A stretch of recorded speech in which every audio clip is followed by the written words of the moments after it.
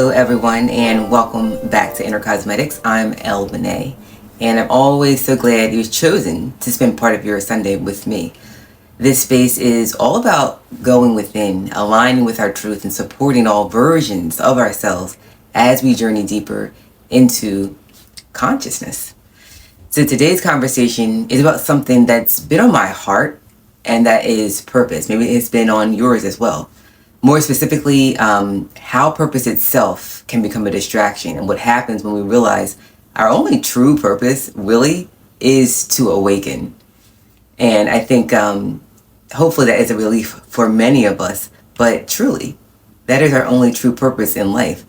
Many of us spend years, sometimes decades, maybe wondering, what is my purpose? Why am I here? I hear that often.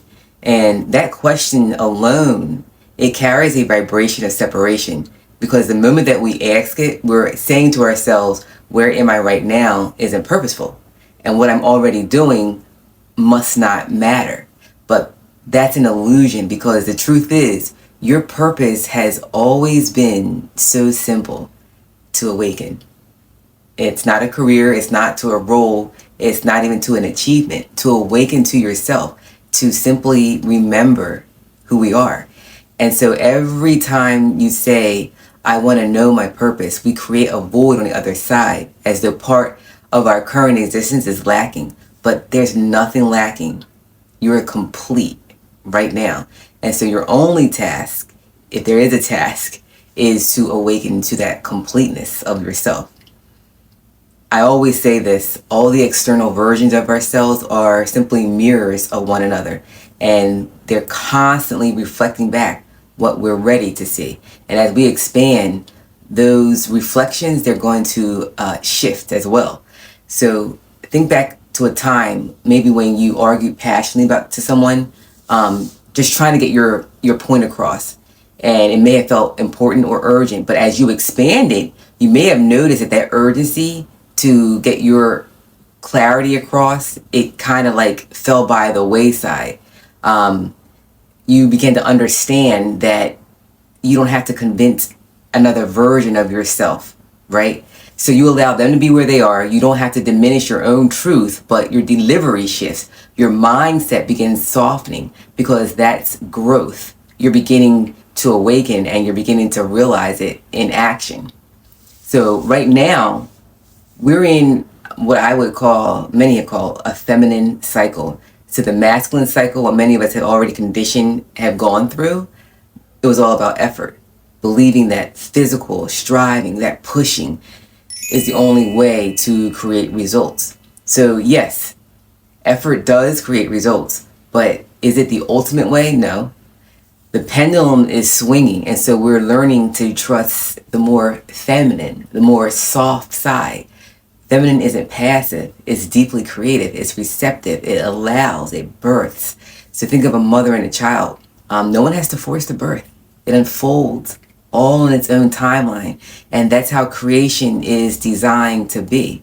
So now we're just starting to remember. We're remembering how to allow life to birth itself through us, to show up again and again, but in softness. So trusting that letting go doesn't mean losing control. It just realized that this avatar was never running the show in the first place. And sometimes that can be where we're thrown, understanding who we are in comparison to the machine, the avatar that we're operating. It's comforting to know that everything in this realm is on the timeline. So you don't have to force anything into being. And yet, that's often the scariest lesson, right? Letting go.